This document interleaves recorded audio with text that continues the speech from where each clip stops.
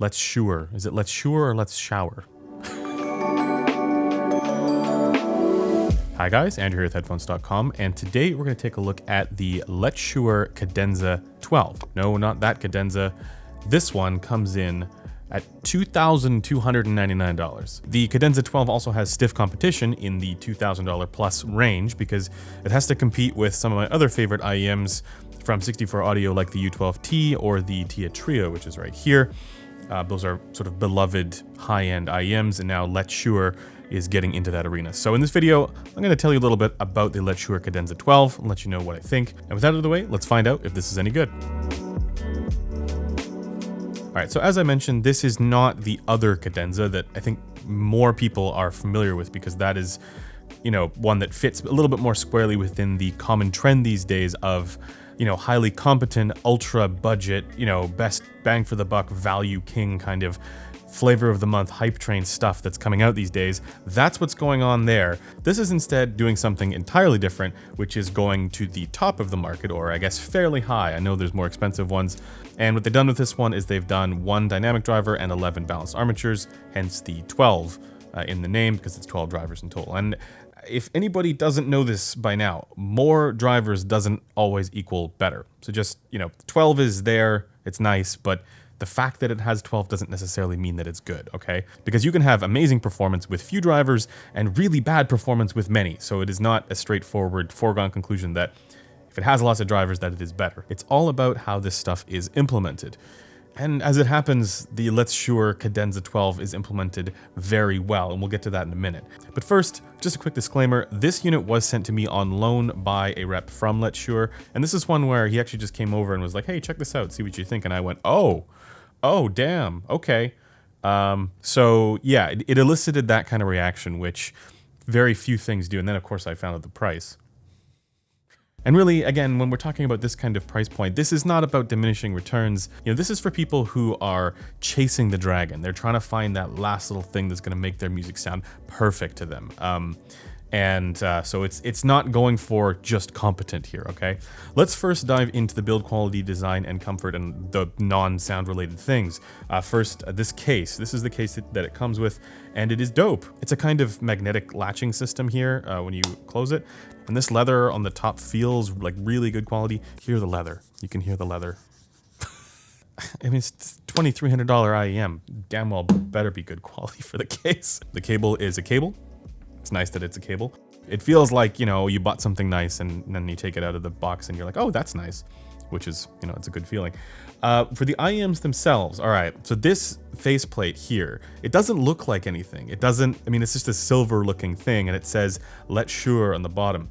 And if you guys know me, that's more my kind of thing. When it comes to aesthetic evaluations, you guys are the ones who know best what you like for looks, and because these are wearables, right? I mean, that's an important thing. For me, that this sort of sleek, classy aesthetic, it works. Might not be for everybody because it doesn't have waifus, but whatever. For comfort, let me just pop this in.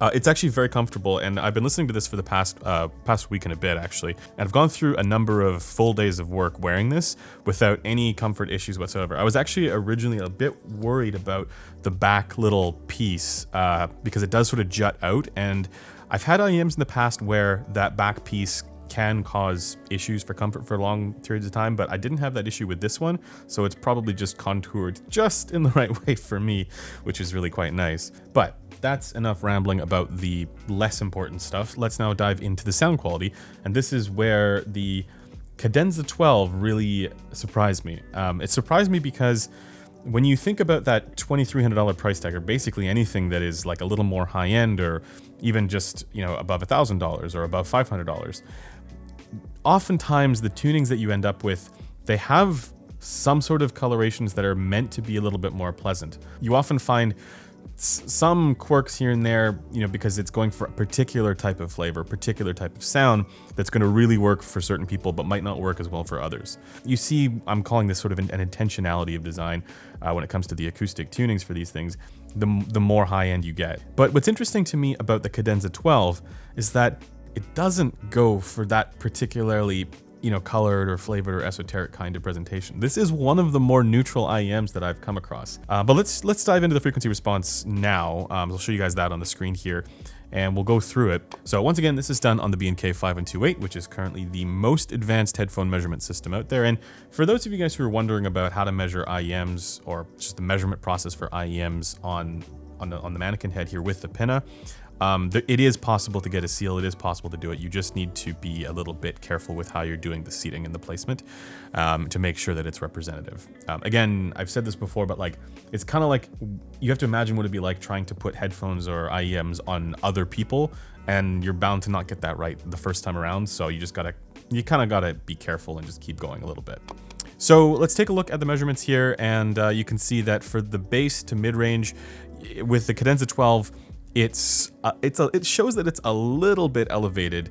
I think depending on, the amount of tilt that you want, so your bass to treble delta there. I think with IEMs, we're so used to that idea of neutral with a bass boost, and oftentimes the bass boost, kind of goes for broke a little bit. Like I'm thinking of the Audio Monarch, for example, or Monarch Mark II, which has a really strong bass boost. And with the Cadenza 12, it's a little bit more of a gradual kind of subtle thing where the bass boost is not as much of a shelf as it is a bit of a slope going upwards, which is a very interesting thing. The shelf versus slope debate is one that continues to rage. For the rest of it, it's basically very close to being dead on for neutral. And then there's just one quirk with the Cadenza 12, and that is right above 5K. So it's like 5.2K, 5.3. Now, on some recordings, this is subtle enough to where I don't really notice it at all. And there are other recordings where I do notice it. I'm particularly sensitive to this region, as I've talked about before, where, if there's too much energy in these lower harmonics, it can cause cymbal hits and percussive hits to sound a bit compressed. And I don't find that to be the case here, even when I do notice it. To me, it's more of just like a little hint of flare. And I think that's because in the, upper treble, it is reasonably balanced out there. So it does make sure that, that lower treble harmonic doesn't kind of dominate as much, but it is still there. So that is the one sort of tuning quirk that when I'm at home listening with these, that is the one thing that I actually EQ on this IEM. Everything else, I just leave it as it is because it's really, really solid. I think, again, for folks who are really used to IEMs like the Audio Monarch Mark II, or that's what you're looking for, you may want more bass than what this gives you, or you may want to boost the bass with EQ, but the rest of the tonal balance here is outstanding. Now, let's quickly talk about the subjective presentation here, because again, this is a $2,300 IEM, and it damn well better be good for this, because there are other neutral-ish sounding IEMs out there. There's not that many in the high end, like I mentioned, but there are other neutral-ish sounding IEMs at much lower price tags. So, how does it do for that subjective stuff? Once again, this is where we use words to describe things. It's not lacking in any particular quality, but the things that really stand out to me with this are, it's almost like instrument tones, just all tones have like an extra sense of weight and presence to them. What people have called that sense of dynamics and contrast and punch. Like this absolutely has that sort of physicality. People who are into that quality, you should give this one a listen, because I found that to be sort of the standout thing. The Cadenza 12 also does basically everything well. It does a good job of clarity for smaller gradations of volume. I don't think quite on the level of what you get with like the 64 Audio U12t, which also has like some upper treble resonances, which might be sort of contributing to that a little bit. But with the Cadenza 12, what it does really well, again, is that sense of image separation and distinctness. So when you're listening to harmonies or tracks where there's lots of stuff going on, busy passages in music, it's really easy to isolate the individual instruments. It's like they have an extra sense of structure to them. I hate these words. Why can't you just like know what I'm hearing? Why can't you just, yeah. Now, just to compare this a little bit more to the 64 Audio U12t and the TIA Trio, which are, I guess regularly well regarded in this price bracket. The Cadenza 12, as I mentioned, is the more neutral sounding IEM out of all of those. It's one of the more neutral ones that I've heard at this price point. The U12t goes for that sort of relaxed upper mid-range kind of sound. It's very versatile in that sense, and then it has that sort of upper treble presence as well. The Trio is a little bit more on the V-shaped side, also has a bit of a 5.3K peak on the TIA Trio, so if you weren't bothered by that on the Trio, you'll be totally fine with this one here. I think it's actually less on the Cadenza 12. I'm not going to say outright that this supplants the U12t for my favorite. It depends on what I was doing. It depends on what genres I was listening to or what styles of music, but I think this is probably more suitable for well-recorded stuff. jazz, acoustic, classical, while the U12t is a bit more versatile and is going to fit a little bit better with a wide range of recording styles, more aggressive music, rock, metal, that kind of thing.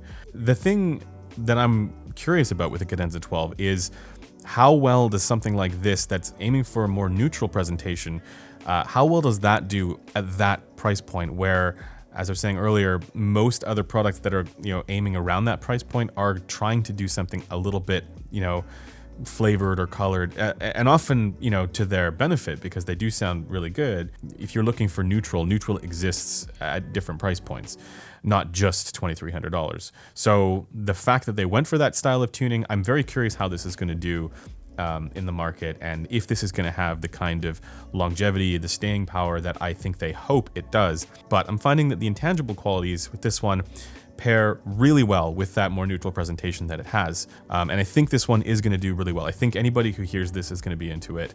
Unless you want something that's like super V-shaped or like really bassy, or again, that sort of colored, flavored presentation. If you're just coming in cold, you don't know what the price point is, and you're just like, I just want to hear some great sounding IEMs, give these a shot if you can at like a meetup or a show or whatever. Like if you have an opportunity, definitely do it. I know this price tag is a little bit prohibitive and not everybody gets a chance to hear these, and I think you really should. But that basically does it for this video. If you're looking for more information and measurements of this IEM, check out the forum thread, which is linked in the description below. Also, stay tuned to the audio files, which is where we do the written reviews up on headphones.com. And of course, join us in our Discord. That's always where you can connect with me and other people on the Headphone Show and just like-minded audio folks. And if you found any of this useful or interesting, consider subscribing because that really helps us out. Anyways, that's going to do it for me, and I will see you guys in the next one. Bye for now.